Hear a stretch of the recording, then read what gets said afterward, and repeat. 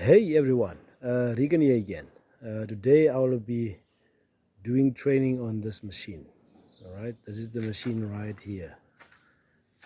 We basically call it a mobile elevated work platform.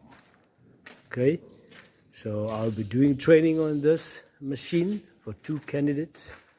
And I'm going to show them the inspections first, pre-start, startup and shutdown checks. And then I will be testing them on those checks to see if they can do it properly. And yeah, so those are the first things that we're going to do.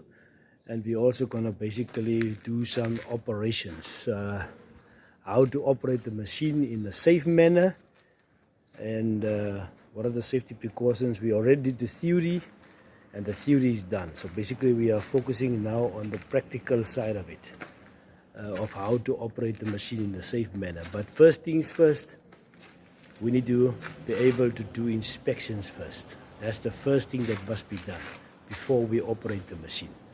All right, I'll keep you posted on